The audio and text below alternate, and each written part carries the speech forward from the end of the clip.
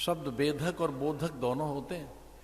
विध्वंस जैसा कर देते हैं शब्द, कभी कभी शब्द जैसे वो विध्वंसक, जो ये विस्फोटक पदार्थ होते हैं, वो किस तरह से शिलाओं को, चट्टानों को चूर चूर कर देते हैं, कैसे शिलाएं चटक जाती हैं, बड़े शिलाखंड कैसे छोटे छोटे टुकड़ों में बिखर जाते हैं।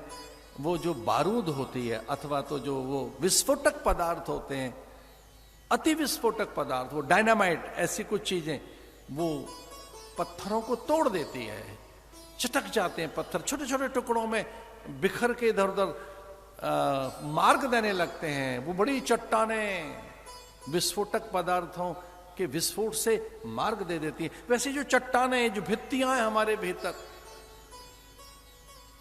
कपाल क्रिया का अर्थ और है क्या? कोई प्राण धसे हुए तो रहते हैं, कोई वासना, कोई कामना, और फिर वो पुत्र बांस लेकर दौड़ता है, कपाल क्रिया करता है। यहां कहीं प्राण धसे रहते हैं, कोई कामना फंसी रहती है, धसी रहती है, बहुत भीतर भित्तियों में छिपी रहती है।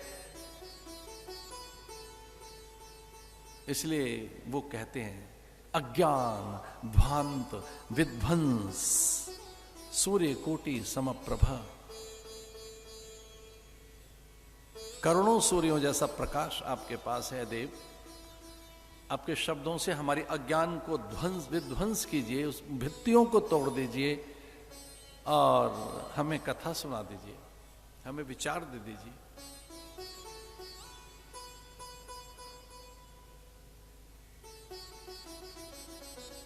कथा आरंभ हो गई।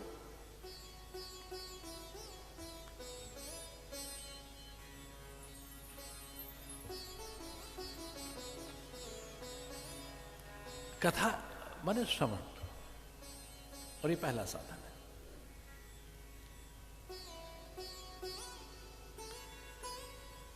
जो पहला साधन है वो समझना होगा कौन सा है।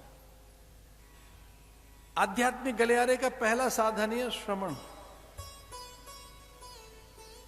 इसे देखना पहले नहीं बताया है, छूना पहले नहीं बताया है, अच्छा बोलना पहले नहीं बताया है, अच्छा करना बिल्कुल पहले नहीं बताया है। कुछ अच्छा करो, कुछ अच्छा देखो, कुछ अच्छा बोलो, ये पहले नहीं बताया है। कुछ अच्छा करो ये पहला उपदेश नहीं है। कुछ अच्छा करिए, शुभ कीजिए, सत्कर्म कीजिए, ये नहीं बताया है पहले। कुछ अच्छा बोलो ये नहीं बताया है पहले। पहले क्या बताया है? भद्रम कर्णेभिः शृणुयाम देवा, भद्रम कर्णेभिः। वेद भगवान कहते हैं, श्रुति भगवती कहती है कि पहले अच्छा बोलना नहीं है, अच्छा करना नहीं है, पहले अच्छा सुनो। भद्रम कर्णेभिः, पहले सुनिए। श्रवणम मननम, तो साधन में पहले श्रवण है, फिर मनन है, निदिध्यासन। पहले श्रवण है, सुनिए, और सुनने के साथ ही आपके भीतर में आकार बनते हैं। सुनने के साथ ही आप में श्रवण शब्द आकार बनाते हैं। ये विनमय की वस्तु नहीं है। मौन हो गए, गुरु के होठ हिले नहीं, वो ज्ञान मुखर नहीं हुआ, प्रखर नहीं हुआ, उसके वो अधिकारी नहीं बने। देव हताश होकर वहां से चले ही तो गए कि इसके लिए कोई बड़ी वस्तु नहीं है। ज्ञान के लिए, गुरु के अनुग्रह के लिए, गुरु हम पर कृपा करे, उसकी प्रीति मुझे मिले, इसके लिए वस्तुओं से नहीं खरीदा जा सकता ना। महंगी से महंगी वस्तु, मूल्यवान बहुमूल्य वस्तु से कथा तो नहीं मिल सकती। और आप जो यजमान यहां बैठे हैं, मैं आपको ही प्रार्थना कर रहा हूं, ये द्रव्य के कारण आप यजमान नहीं बने, ईश्वर के अनुग्रह के कारण आप यजमान बने हैं।